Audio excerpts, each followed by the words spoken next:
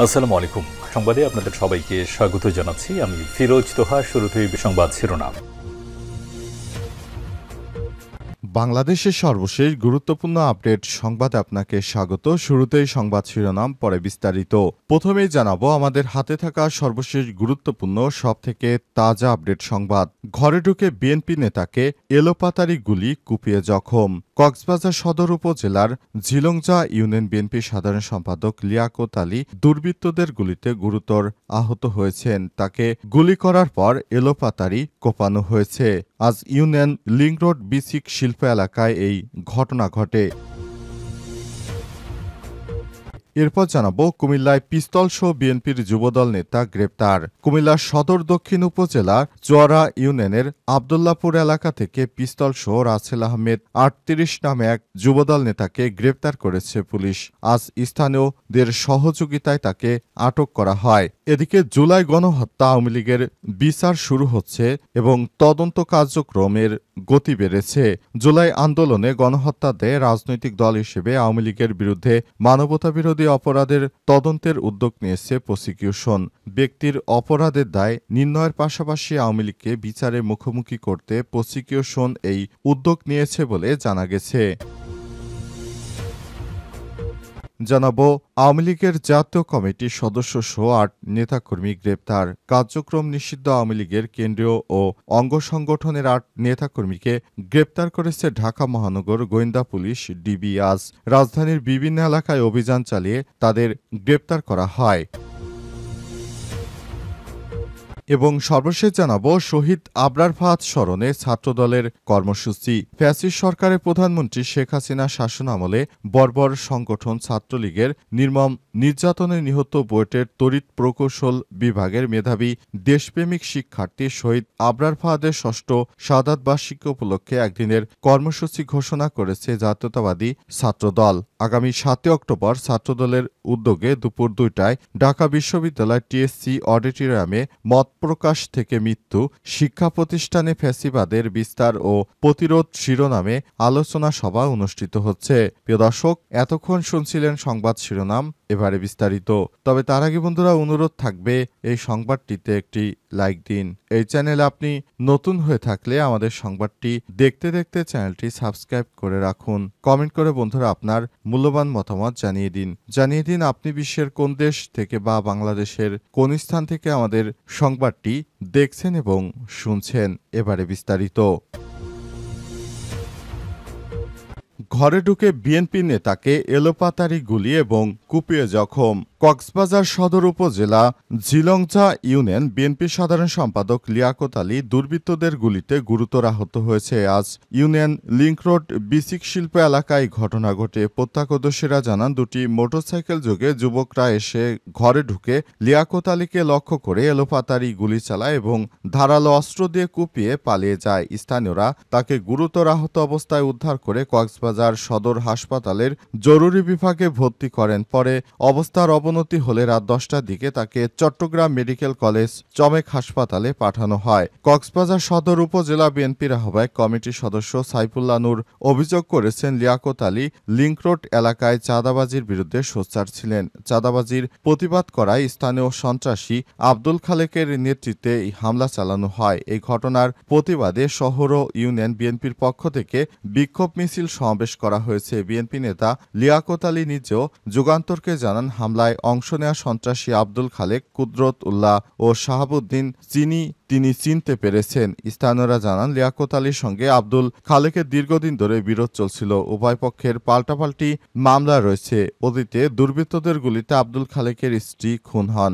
এই ঘটনায় অন্য কোনো কারণ আছে কিনা তা খতিয়ে দেখছে পুলিশ। এ বিষয়ে কক্সবাজার মডেল থানার ওসি ইলিয়াস খান বলেছেন, লিয়াকত আলী গুলিবিদ্ধ হওয়ার খবর আমরা পেয়েছি। এরপর আমরা ঘটনাস্থল পরিদর্শন করেছি। বিসিক এলাকায় গ্রেপ্তার অভিযান শুরু হবে। তবে রাত ১১টা পর্যন্ত কাউকে আটক করা যায়নি এবং মামলা করা হয়নি। এদিকে ঝিলংজা ইউনিয়ন বিএনপি সভাপতি রাশেদুল্লাহ, স্থানীয় যুবদল নেতা জয়নুল আবেদিন জানান, হামলাকারীরা লিয়াকতকে পরিকল্পিতভাবে এই ধরনের কর্মকাণ্ডের সঙ্গে তার বিরুদ্ধে অ্যাকশন নিয়েছে। জানা গেছে তাকে হত্যার উদ্দেশ্যে এই ধরনের হামলা হতে পারে বলে নিশ্চিত করা হয়েছে। কুমিল্লায় পিস্তলসহ যুবদল নেতা গ্রেপ্তার। কুমিল্লা সদর দক্ষিণ উপজেলার চোয়ারা ইউনিয়ন আবদুল্লাপুর এলাকা থেকে পিস্তলসহ রাসেল আহমেদ ৩৮ নামে এক যুবককে গ্রেপ্তার করেছে পুলিশ। আজ স্থানীয়দের সহযোগিতায় তাকে আটক করা হয়। গ্রেপ্তার হওয়া রাসেল সদর দক্ষিণ উপজেলার রামপুর গ্রামের হারুনুর রশিদের ছেলে। তিনি চোয়ারা ইউনিয়ন যুবদলের নেতা হিসেবে এলাকায় পরিচিত। পুলিশ ও স্থানীয় সূত্র থেকে জানা গেছে, হাঁস চুরির অভিযোগকে কেন্দ্র করে রাসেলের সঙ্গে আবদুল্লাপুর গ্রামের কিছু লোকের বাকবিতণ্ডা হয়। একসময় প্রতিপক্ষকে প্রভাবিত করতে রাসেল প্রকাশ্যে পিস্তল ঠেকিয়ে হুমকি দেন। এতে স্থানীয়রা ক্ষুব্ধ হয়ে তাকে আটক করে পুলিশ খবর দেন। পরে পুলিশ ঘটনাস্থলে পৌঁছে অস্ত্রসহ রাসেলকে গ্রেপ্তার করে। এ বিষয়ে কুমিল্লা দক্ষিণ জেলা যুবদলের আহ্বায়ক আনোয়ার হোসেন বলেছেন, যুবদলে কোনো সন্ত্রাসীর জায়গা নেই। রাসেল যুবদল নেতা কিনা বিষয়টি আমার জানা নেই, খোঁজ নিয়ে দেখা হবে। যদি তার সম্পৃক্ততা পাওয়া যায় অবশ্যই সাংগঠনিক ব্যবস্থা গ্রহণ করা হবে। সদর দক্ষিণ মডেল থানার ওসি মোহাম্মদ সেলিম বলেন, এর আগেও খেলনা পিস্তল সহ র্যাব তাকে গ্রেপ্তার করেছিল। ওই ঘটনার পাশাপাশি তার বিরুদ্ধে দুটি মামলা রয়েছে। জানা গেছে, তাকে অস্ত্র পাওয়ার পরও তাকে ছেড়ে দিয়েছে। এই হচ্ছে বাংলাদেশের প্রশাসনিক অবকাঠামো। যে দেশে কোনো বিচার নেই সে দেশে প্রতিনিয়ত সন্ত্রাসী চাঁদাবাজি বাড়বে, এটা স্বাভাবিক ঘটনা। এদেশে অস্ত্রসহ উদ্ধার কাউকে গ্রেপ্তার করার পরও বলা হচ্ছে তারা নাকি খেলনা অস্ত্রসহ গ্রেপ্তার হয়েছে। এর কিছুদিন পরই তাদেরকে ছেড়ে দেয়া হচ্ছে। আর এজন্য দেশে রাহাজানি চাঁদাবাজি ছিনতাই কোনো কিছুই কমছে না। জুলাই গণহত্যা আওয়ামী লীগের বিচার শুরু হচ্ছে তদন্ত কার্যক্রম। জুলাই আন্দোলনে গণহত্যা দায়ে রাজনৈতিক দল হিসেবে আওয়ামী লীগের বিরুদ্ধে মানবতাবিরোধী অপরাধের তদন্তের উদ্যোগ নিয়েছে প্রসিকিউশন। ব্যক্তির অপরাধের দায় নির্ণয়ের পাশাপাশি আওয়ামী লীগকে বিচারের মুখোমুখি করতে প্রসিকিউশন এই উদ্যোগ নিয়েছে বলে জানা গেছে। যদিও আন্তর্জাতিক অপরাধ ট্রাইব্যুনাল আইনেও বিচারের সুযোগ রয়েছে, কিন্তু দলটিকে বিচারের মুখোমুখি করা হবে কিনা তা নিয়ে এতদিন সিদ্ধান্তহীনতা ছিল। সম্প্রতি প্রসিকিউশনের তরফ থেকে সংক্রান্ত বিষয় নিয়ে পর্যালোচনা করা হয়। আন্তর্জাতিক অপরাধ ট্রাইব্যুনাল আইনের ৩ ধারা উপধারা ২ এর অধীনে অপরাধ সংগঠন করেছে আদেশ দিয়েছে। তাহলে ট্রাইব্যুনাল কোনো রাজনৈতিক দলও তার অঙ্গ সংগঠনকে শাস্তি দিতে পারবেন। আইনের ধারায় আওয়ামী লীগের বিচার ও তদন্ত কার্যক্রম শুরু হচ্ছে। ভবিষ্যতে যেন আওয়ামী লীগকে সব রকমের কার্যক্রম থেকে নিষিদ্ধ করা হয়, এসব বিষয়গুলো সামনে এনে তারা নানা রকম সমস্যা ক্রিয়েট করার চেষ্টা করছে বলে অভিযোগ আওয়ামী লীগ নেতাদের। কিন্তু দেশের সবাই চাইছে আওয়ামী লীগকে যেন বিচারিক প্রক্রিয়ার মাধ্যমে নিষিদ্ধ করা হয়। শুধুমাত্র বিএনপি ছাড়া প্রায় সমস্ত রাজনৈতিক দলই আওয়ামী লীগের নিষেধাজ্ঞা চায়। কিন্তু বিএনপির পক্ষ থেকে আওয়ামী লীগকে দল হিসেবে নিবন্ধন স্থগিত বা বাতিলের কোনো সিদ্ধান্তকেই বিএনপি সমর্থন করে না বলে জানা গেছে। আওয়ামী লীগের জাতীয় কমিটির সদস্যসহ ৮ নেতাকর্মী গ্রেপ্তার। কার্যক্রম নিষিদ্ধ আওয়ামী লীগের কেন্দ্র এবং অঙ্গ সংগঠনের ৮ নেতাকর্মীকে গ্রেপ্তার করেছে ঢাকা মহানগর গোয়েন্দা পুলিশ ডিবি। আজ রাজধানীর বিভিন্ন এলাকায় অভিযান চালিয়ে তাদের গ্রেপ্তার করা হয়। বিষয়টি নিশ্চিত করেছেন ঢাকা মহানগর পুলিশ ডিএমপি।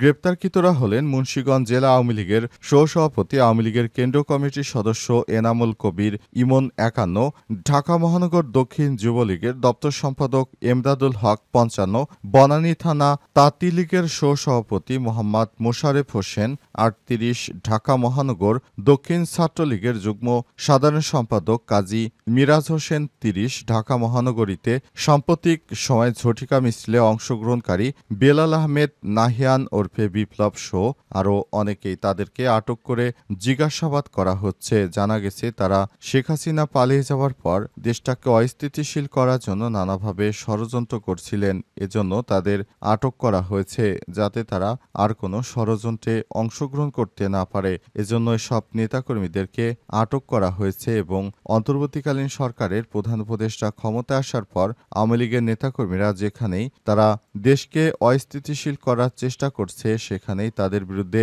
প্রশাসন অ্যাক্টিভলি কাজ করছে।